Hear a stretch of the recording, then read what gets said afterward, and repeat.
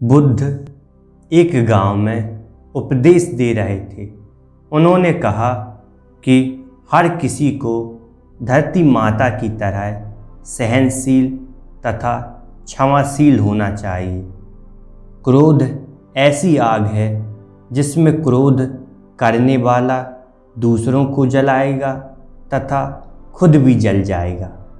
सभा में सभी शांति से बुद्ध की वाणी सुन रहे थे, लेकिन वहाँ स्वभाव से ही अति क्रोधी एक ऐसा व्यक्ति भी बैठा हुआ था जिससे ये सारी बातें तर्कहीन लग रही थीं।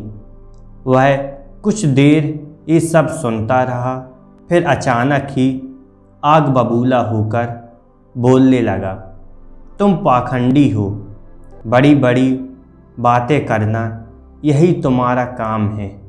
तुम लोगों को भ्रमित कर रही हो।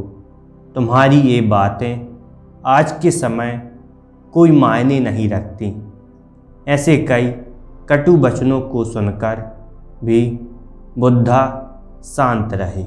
उनकी बातों से ना तो वह दुखी हुए, ना ही कोई प्रतिक्रिया दी। यह देखकर वह व्यक्ति और भी क्रोधित हो गया और उसने बुद्ध के मुंह पर थूककर वहाँ से चला गया। तो उसे अगले दिन जब उस व्यक्ति का क्रोध शांत हुआ तो उसे अपने बुरे व्यवहार के कारण पछतावे की आग में जलने लगा और वह उन्हें ढूंढते हुए उसी स्थान पर पहुंचा। पर बुद्ध कहाँ मिलते, वह तो अपने शिष्यों के साथ पास वाले एक अन्य गांव में निकल चुके थे। व्यक्ति ने बुद्ध के बारे में लोगों से पूछा और ढूंढते ढूंढते जहां बुद्ध प्रवचन देख रहे थे वहां पहुंच गए। उन्हें देखते ही वह उनके चरणों में गिर पड़ा और बोला, मुझे क्षमा कीजिए प्रभु। बुद्ध ने पूछा, कौन हो भाई, तुम्हें क्या हुआ, क्यों क्षमा मांग रही हो? उसने कहा, क्या आप भूल गए, मैं वही हूँ जिसने कल आपके साथ बहुत बुरा व्यवहार किया था। मैं शर्मिंदा हूँ। मैं मेरे दुष्ट आचरण की क्षमा याचना करने आया हूँ। भगवान बुद्ध ने प्रेम पूर्वक कहा, बीता हुआ कल तो मैं वहीं छोड़कर आ गया हूँ और तुम अभी भी वहीं अटके हुए हो।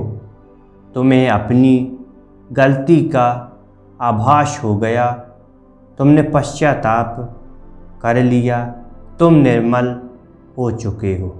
अब तुम आज में प्रवेश करो। बुरी बातें तथा बुरी घटनाएं याद रहने से वर्तमान और भविष्य दोनों बिगड़ते जाते हैं। बीते हुए कल के कारण आज को मत बिगाड़ो। उस व्यक्ति का सारा बोझ उतर गया। उसने बुद्ध के चरणों में पड़कर क्रोध, त्याग तथा क्षमाशीलता का संकल्प लिया। बुद्ध ने उसके मस्तिष्क पर आशीष का हाथ रखा। उस दिन में उसमें परिवर्तन आ गया और वह उसके जीवन में सत्य, प्रेम व करुणा की धारा बहने लगी। दोस्तों, बहुत बार हम भूत में की गई किसी गलती के बारे में सोच सोच कर बार बार दुखी होते हैं और खुद को कोसते रहते हैं। हमें ऐसा कभी नहीं करना चाहिए। गलती का बोध हो जाने पर हमें उसे कभी ना दोहराने का संकल्प लेना चाहिए और एक नई ऊर्जा के साथ वर्तमान को सुदृढ़ बनाना चाहिए।